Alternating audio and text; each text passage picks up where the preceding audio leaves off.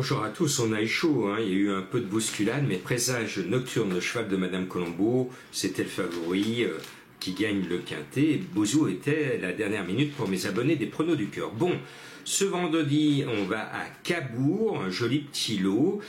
Pour moi, comme pour monsieur et madame tout le monde, la solution pour la gagne, en tout cas, est derrière. Mais le reste de la combinaison est devant. Alors derrière, je mets comme monsieur et madame tout le monde le 12 Hoche.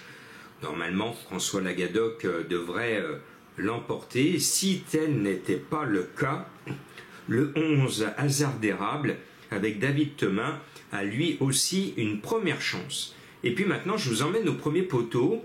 Et il semblerait que là, Madame Colombo ait fait également un très bon choix.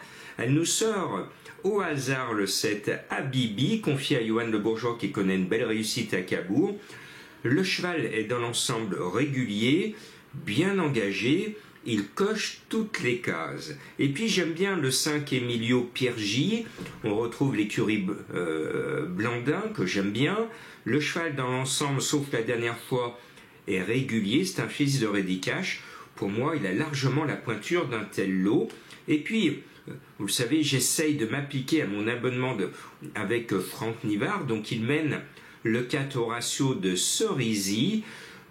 Ce n'est pas un foudre de guerre, le cheval. Bon, la dernière fois, les deux dernières fois, ce n'est pas génial, mais dans un bon jour, il doit compléter la bonne arrivée d'un tel lot qui n'a rien d'extraordinaire, en tout cas au premier poteau.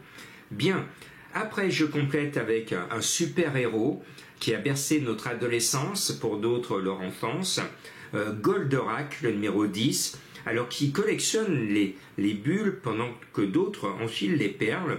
Rien cette année. Maintenant, il porte les couleurs légendaires du comte de Montesson, mené par Benjamin Rochard. C'est un cheval que j'ai toujours aimé. Et je me dis qu'il serait temps qu'il se réveille, parce qu'il faut payer l'avoine de la pension. Donc ce 10 Goldorak, s'il retrouve ses super pouvoirs et ses super armes, eh bien il va faire l'arrivée, il pourra même gagner. Ce 10 sur une ancienne valeur, j'y crois.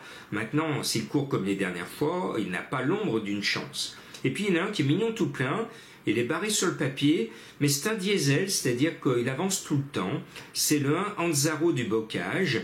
Mademoiselle Goetz, qui a peu l'occasion de courir les quintets, peut se faire plaisir. Beauchesne, le driver, qui court pratiquement jamais les quintets, peut se faire plaisir. Moi, j'aime bien les contes de fées, j'aime bien ces petites écuries qui, de temps en temps, arrivent à faire l'arrivée d'un quintet. Et pour eux, faire l'arrivée d'un quintet, c'est comme s'ils faisaient l'arrivée du prix d'Amérique quelque part.